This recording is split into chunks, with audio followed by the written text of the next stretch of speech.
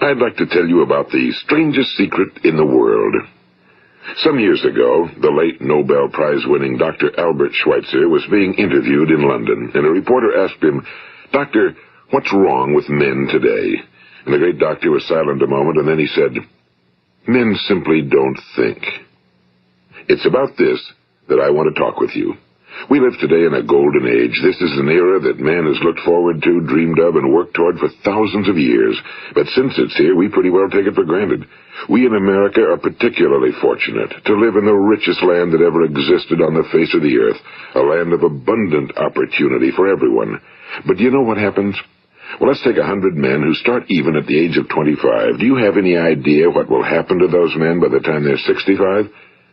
These 100 men who all start even at the age of 25 believe they're going to be successful. If you ask any one of these men if he wanted to be a success, he'd tell you he did. And you'd notice that he was eager toward life, that there was a certain sparkle to his eye, an erectness to his carriage, and life seemed like a pretty interesting adventure to him. But by the time they're 65, 1 will be rich. 4 will be financially independent. 5 will still be working. 54 will be broke. Now think a moment. Out of the 100, only 5 make the grade. Now why do so many fail? What has happened to the sparkle that was there when they were 25? What's become of the dreams, the hopes, the plans? And why is there such a large disparity between what these men intended to do and what they actually accomplished? When we say about 5% achieve success, we have to define success. And here's the best definition I've ever been able to find. Success is the progressive realization of a worthy ideal. If a man is working toward a predetermined goal and knows where he's going, that man is a success. If he's not doing that, he's a failure. Success is the progressive realization of a worthy ideal. Rollo May, the distinguished psychiatrist, wrote a wonderful book called Man's Search for Himself. And in this book he says, the opposite of courage in our society is not cowardice. It is conformity. And there you have the trouble today. It's conformity, people acting like everyone else without knowing why, without knowing where they're going. Now think of it. In America right now, there are over 18 million people 65 years of age and older. And most of them are broke. They're dependent on someone else for life's necessities. Now, we learn to read by the time we're 7. We learn to make a living by the time we're 25. Usually by that time, we're not only making a living, we're supporting a family. And yet by the time we're 65, we haven't learned how to become financially independent in the richest land that has ever been known. Why? We conform. And the trouble is that we're acting like the wrong percentage group, the 95 who don't succeed. Now, why do these people conform? Well, they really don't know. These people believe that their lives are shaped by circumstances, by things that happen to them, by exterior forces. They're outer-directed people. A survey was made one time that covered a lot of men, working men, and these men were asked, "Why do you work? Why do you get up in the morning?" 19 out of 20 had no idea. If you ask them, they'll say, well, everyone goes to work in the morning, and that's the reason they do it, because everyone else is doing it. Now let's get back to our definition of success. Who succeeds? The only person who succeeds is the person who is progressively realizing a worthy ideal. He's the person who says, I'm going to become this, and then begins to work toward that goal. I'll tell you who the successful people are. A success is the school teacher who's teaching school because that's what he or she wants to do. The success is the woman who's a wife and mother because she wanted to become a wife and mother and is doing a good job of it. The success is the man who runs the corner gas station because that was his dream. That's what he wanted to do. The success is the successful salesman who wants to become a top-notch salesman and grow and build with his organization. A success is anyone who is doing deliberately a predetermined job because that's what he decided to do deliberately. But only 1 out of 20 does that. That's why today there isn't really any competition unless we make it for ourselves. Instead of competing, all we have to do is create. You know, for 20 years, I looked for the key which would determine what would happen to a human being. Was there a key I wanted to know which would make the future a promise that we could foretell to a large extent? Was there a key that would guarantee a person's becoming successful if he only knew about it and knew how to use it? Well, there is such a key, and I've found it. Have you ever wondered why so many men work so hard and honestly without ever achieving anything in particular, and others don't seem to work hard and yet seem to get everything? They seem to have the magic touch. You've heard them say that about someone. Everything he touches turns to gold. And have you ever noticed that a man who becomes successful tends to continue to become successful? And on the other hand, have you noticed how a man who's a failure tends to continue to fail? Well, it's because of goals. Some of us have goals, some don't. People with goals succeed because they know where they're going. It's that simple. Think of a ship leaving a harbor, and think of it with the complete voyage mapped out and planned. The captain and crew know exactly where it's going and how long it'll take. It has a definite goal. Now, 9,999 times out of 10,000, it will get to where it started out to get. Now, let's take another ship, just like the first, only let's not put a crew on it or a captain at the helm. Let's give it no aiming point, no goal, no destination. We just start the engines and let it go. I think you'll agree with me that if it gets out of the harbor at all, it will either sink or wind up on some deserted beach, a derelict. It can't go anyplace because it has no destination and no guidance, and it's the same with a human being. Take the salesman, for example. There's no other person in the world today with the future of a good salesman.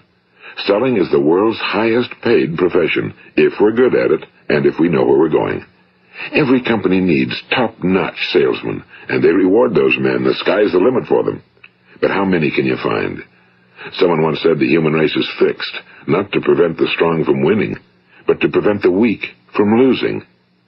The American economy today can be likened to a convoy in time of war. The entire economy is slowed down to protect its weakest link, just as the convoy had to go at the speed that would permit its slowest vessel to remain in formation. That's why it's so easy to make a living today. It takes no particular brains or talent to make a living and support a family today. So we have a plateau of so-called security, if that's what a person's looking for. But we do have to decide how high above this plateau we want to aim. Now let's get back to the strangest secret in the world, the story that I wanted to tell you today. Why do men with goals succeed in life and men without them fail? Well, let me tell you something which, if you really understand it, will alter your life immediately. If you understand completely what I'm going to tell you from this moment on, your life will never be the same again. You will suddenly find that good luck just seems to be attracted to you. The things you want just seem to fall in line, and from now on you won't have the problems, the worries, the gnawing lump of anxiety that perhaps you've experienced before. Doubt, fear, well, they'll be things of the past.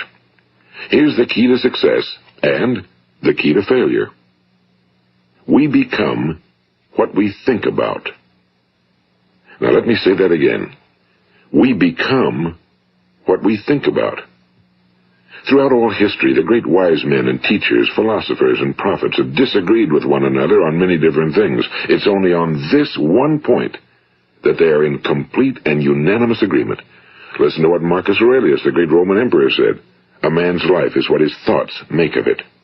Disraeli said this, everything comes if a man will only wait. I've brought myself by long meditation to the conviction that a human being with a settled purpose must accomplish it, and that nothing can resist a will that will stake even existence for its fulfillment. Ralph Waldo Emerson said this, a man is what he thinks about all day long. William James said, the greatest discovery of my generation is that human beings can alter their lives by altering their attitudes of mind. And he also said, we need only in cold blood act as if the thing in question were real, and it will become infallibly real by growing into such a connection with our life that it will become real. It will become so knit with habit and emotion that our interest in it will be those which characterize belief. And he also said, if you only care enough for a result, you will almost certainly attain it. If you wish to be rich, you will be rich. If you wish to be learned, you will be learned. If you wish to be good, you will be good. Only you must then really wish these things and wish them exclusively, and not wish at the same time 100 other incompatible things just as strongly. In the Bible, you read in Mark 9:23, if thou canst believe, all things are possible to him that believeth. My old friend Dr. Norman Vincent Peale put it this way, this is one of the greatest laws in the universe. Fervently do I wish I had discovered it as a very young man. It dawned upon me much later in life, and I found it to be one of the greatest, if not my greatest discovery outside of my relationship to God. The great law, briefly and simply stated, is that if you think in negative terms, you will get negative results. If you think in positive terms, you will achieve positive results. That is the simple fact, he went on to say, which is at the basis of an astonishing law of prosperity and success. In 3 words, believe and succeed. William Shakespeare put it this way: our doubts are traitors and make us lose the good we oft might win by fearing to attempt. George Bernard Shaw said, people are always blaming their circumstances for what they are. I don't believe in circumstances. The people who get on in this world are the people who get up and look for the circumstances they want, and if they can't find them, make them. Well, it's pretty apparent, isn't it? And every person who discovered this for a while believed that he was the first one to work it out. We become what we think about. Now, it stands to reason that a person who's thinking about a concrete and worthwhile goal is going to reach it, because that's what he's thinking about, and we become what we think about. Conversely, the man who has no goal, who doesn't know where he's going, and whose thoughts must therefore be thoughts of confusion and anxiety and fear and worry, becomes what he thinks about. His life becomes one of frustration and fear and anxiety and worry. And if he thinks about nothing, he becomes nothing. Now, how does it work? Why do we become what we think about? Well, I'll tell you how it works as far as we know. Now, to do this, I want to tell you about a situation that parallels the human mind. Suppose a farmer has some land, and it's good fertile land. Now, the land gives the farmer a choice. He may plant in that land whatever he chooses. The land doesn't care. It's up to the farmer to make the decision. Now, remember, we're comparing the human mind with the land because the mind, like the land, doesn't care what you plant in it. It will return what you plant, but it doesn't care what you plant. Now let's say that the farmer has 2 seeds in his hand. One is a seed of corn, the other is nightshade, a deadly poison. He digs 2 little holes in the earth and he plants both seeds, one corn, the other nightshade. He covers up the holes, waters, and takes care of the land, and what will happen? Invariably the land will return what's planted. As it's written in the Bible, as ye sow, so shall ye reap. Now remember, the land doesn't care. It'll return poison in just as wonderful abundance as it will corn. So up come the 2 plants, one corn, one poison. Now, the human mind is far more fertile, far more incredible and mysterious than the land, but it works the same way. It doesn't care what we plant. Success, failure. A concrete, worthwhile goal, or confusion. Misunderstanding, fear, anxiety, and so on. But what we plant, it must return to us. You see, the human mind is the last great unexplored continent on Earth. It contains riches beyond our wildest dreams. It will return anything we want to plant. Now, you might say, well, if that's true, why don't people use their minds more? Well, I think they figured out an answer to that one, too. Our mind comes as standard equipment at birth. It's free, and things that are given to us for nothing we place little value on. Things that we pay money for, we value. The paradox is that exactly the reverse is true. Everything that's really worthwhile in life came to us free. Our minds, our souls, our bodies, our hopes, our dreams, our ambitions, our intelligence, our love of family and children and friends and country, all these priceless possessions are free. But the things that cost us money are actually very cheap and can be replaced at any time. A good man can be completely wiped out and make another fortune. He can do that several times. Even if our home burns down, we can rebuild it. But the things we got for nothing, we can never replace. The human mind isn't used because we take it for granted. Familiarity breeds contempt. It can do any kind of job we assign to it, but generally speaking, we use it for little jobs instead of big, important ones. Universities have proved that most of us are operating on about 10% or less of our abilities. So decide now, what is it you want? Plant your goal in your mind. It's the most important decision you'll ever make in your entire life. What is it you want? Do you want to be an outstanding salesman? A better worker at your particular job? Do you want to go places in your company? In your community? Do you want to get rich? All you've got to do is plant that seed in your mind, care for it, work steadily toward your goal, and it will become a reality. It not only will, there's no way that it cannot. You see, that's a law, like the laws of Sir Isaac Newton, the laws of gravity. If you get on top of a building and jump off, you'll always go down. You'll never go up, and it's the same with all the other laws of nature. They always work. They're inflexible. Think about your goal in a relaxed, positive way. Picture yourself in your mind's eye as having already achieved this goal. See yourself doing the things you will be doing when you've reached your goal. Ours has been called the phenobarbital age, the age of ulcers and nervous breakdowns and tranquilizers, at a time when medical research has raised us to a new plateau of good health and longevity. Far too many of us worry ourselves into an early grave trying to cope with things in our own little personal ways without learning a few great laws that will take care of everything for us. These things we bring on ourselves through our habitual way of thinking. Every one of us is the sum total of his own thoughts. He is where he is because that's exactly where he really wants to be, whether he'll admit that or not. Each of us must live off the fruit of his thoughts in the future, because what you think today and tomorrow, next month and next year, will mold your life and determine your future. You're guided by your mind. I remember one time I was driving through eastern Arizona, and I saw one of those giant earth-moving machines roaring along the road at about 35 miles an hour with what looked like 30 tons of dirt in it. A tremendous, incredible machine, and there was a little man perched way up on top with the wheel in his hands guiding it. And as I drove along, I was struck by the similarity of that machine to the human mind. Just suppose you're sitting at the controls of such a vast source of energy. Are you going to sit back and fold your arms and let it run itself into a ditch? Or are you going to keep both hands firmly on the wheel and control and direct this power to a specific, worthwhile purpose? It's up to you. You're in the driver's seat. You see, the very law that gives us success is a two-edged sword. We must control our thinking. The same rule that can lead a man to a life of success, wealth, happiness, and all the things he ever dreamed of for himself and his family. That very same law can lead him into the gutter. It's all in how he uses it, for good or for bad. This is the strangest secret in the world. Now, why do I say it's strange, and why do I call it a secret? Actually, it isn't a secret at all. It was first promulgated by some of the earliest wise men, and it appears again and again throughout the Bible, but very few people have learned it, understand it. That's why it's strange, and why for some equally strange reason it virtually remains a secret. I believe that you could go out and walk down the main street of your town and ask one man after another what the secret of success is, and you probably wouldn't run into one man in a month who could tell you.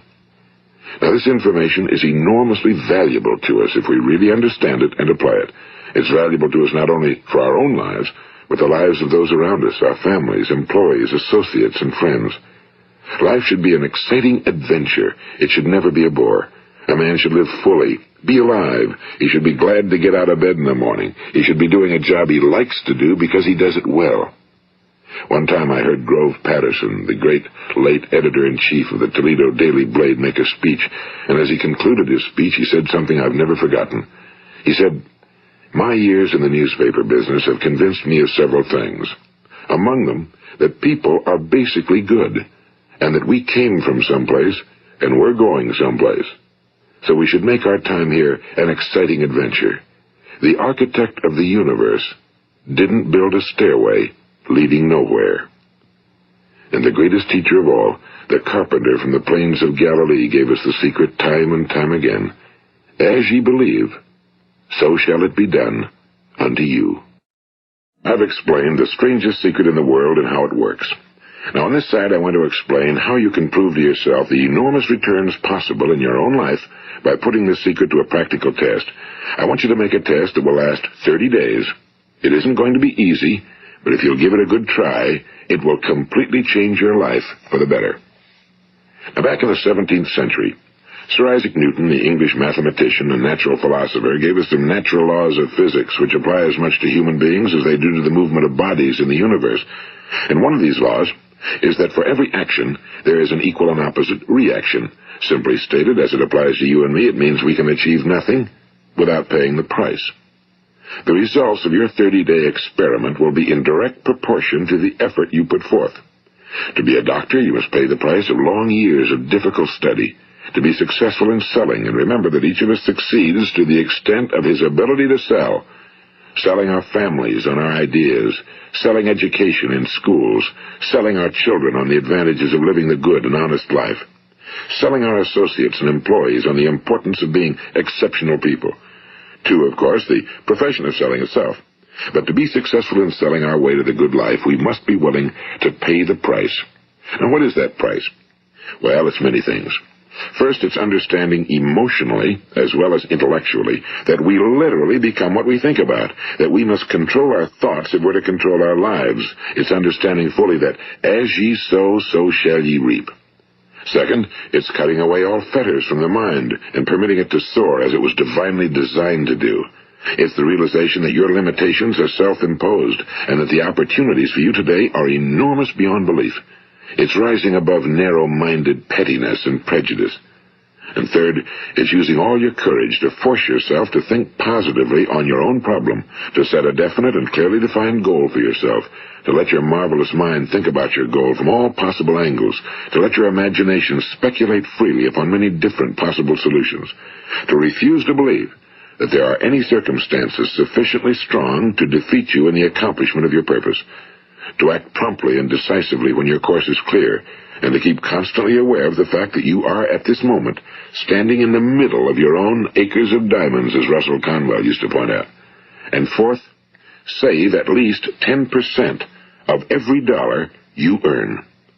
It's also remembering that no matter what your present job, it has enormous possibilities, if you're willing to pay the price.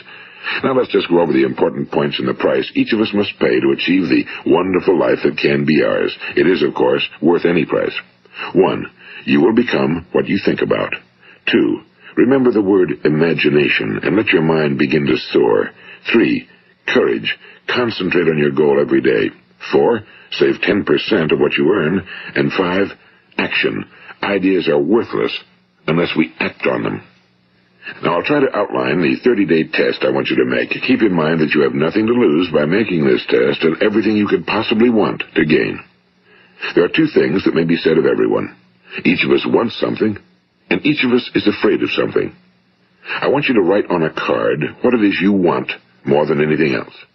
It may be more money. Perhaps you'd like to double your income or make a specific amount of money. It may be a beautiful home. It may be success at your job. It may be a particular position in life. It could be a more harmonious family. Each of us wants something.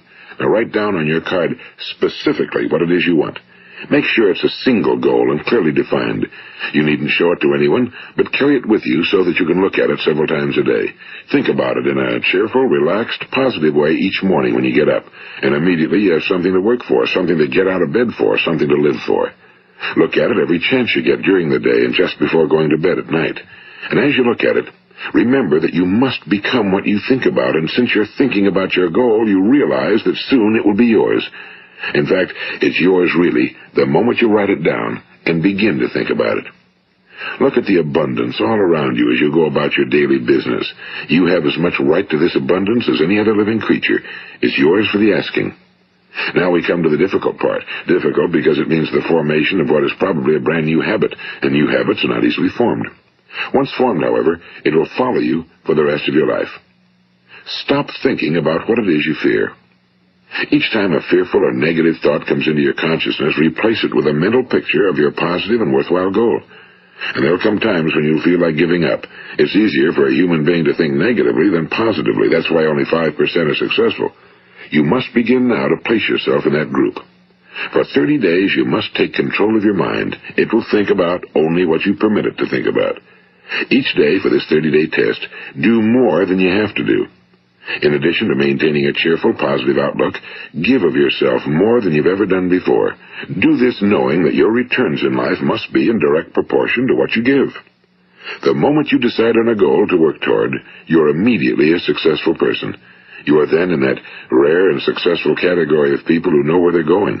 Out of every 100 people, you belong to the top 5. Don't concern yourself too much with how you're going to achieve your goal. Leave that completely to a power greater than yourself. All you have to do is know where you're going. The answers will come to you of their own accord and at the right time. Remember these words from the Sermon on the Mount, and remember them well. Keep them constantly before you this month of your test. Ask, and it shall be given you. Seek, and ye shall find. Knock, and it shall be opened unto you. For every one that asketh receiveth, and he that seeketh findeth, and to him that knocketh it shall be opened. It's as marvelous and as simple as that. In fact, it's so simple that in our seemingly complicated world, it's difficult for an adult to understand that all he needs is a purpose and faith. For 30 days, do your very best. If you're a salesman, go at it as you've never done before, not in a hectic fashion, but with the calm, cheerful assurance that time well spent will give you the abundance in return you deserve and want. If you're a homemaker, devote your 30-day test to completely giving of yourself without thinking about receiving anything in return, and you'll be amazed at the difference it makes in your life. No matter what your job, do it as you've never done it before for 30 days. And if you've kept your goal before you every day, you'll wonder and marvel at this new life you've found. Dorothea Brand, the outstanding editor and writer, discovered it for herself and tells about it in her fine book, Wake Up and Live. Her entire philosophy is reduced to the words, act as though it were impossible to fail. She made her own test with sincerity and faith, and her entire life was changed to one of overwhelming success. Now, you make your test for 30 full days. Don't start your test until you've made up your mind to stick with it. You see, by being persistent, you're demonstrating faith. Persistence is simply another word for faith. If you didn't have faith, you'd never persist. If you should fail during your first 30 days, by that I mean suddenly find yourself overwhelmed by negative thoughts, you've got to start over again from that point and go 30 more days. Gradually, your new habit will form until you find yourself one of that wonderful minority to whom virtually nothing is impossible. And don't forget the card. It's vitally important as you begin this new way of living. On one side of the card, write your goal, whatever it may be. On the other side, write the words we've quoted from the Sermon on the Mount. Ask, and it shall be given you. Seek, and ye shall find. Knock, and it shall be opened unto you. Nothing great was ever accomplished without inspiration. See that during these crucial first 30 days, your own inspiration is kept at a peak. And above all, don't worry. Worry brings fear, and fear is crippling. The only thing that can cause you to worry during your test is trying to do it all yourself. Know that all you have to do is hold your goal before you. Everything else will take care of itself. Remember also to keep calm and cheerful. Don't let petty things annoy you and get you off course.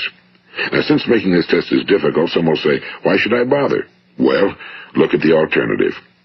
No one wants to be a failure. No one really wants to be a mediocre individual. No one wants a life constantly filled with worry and fear and frustration. Therefore, remember that you must reap that which you sow. If you sow negative thoughts, your life will be filled with negative things. If you sow positive thoughts, your life will be cheerful, successful, and positive. Now, gradually, you will have a tendency to forget what you've heard on this recording. Play it often. Keep reminding yourself of what you must do to form this new habit. Gather your whole family around at regular intervals and listen to what's been said here. You know, most men will tell you that they want to make money without understanding the law. The only people who make money work in a mint. The rest of us must earn money. This is what causes those who keep looking for something for nothing or a free ride to fail in life. The only way to earn money is by providing people with services or products which are needed and useful. We exchange our time and our product or service for the other man's money. Therefore, the law is that our financial return will be in direct proportion to our service. Now, success is not the result of making money.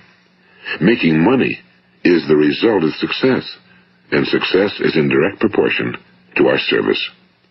Most people have this law backwards. They believe that you're successful if you earn a lot of money.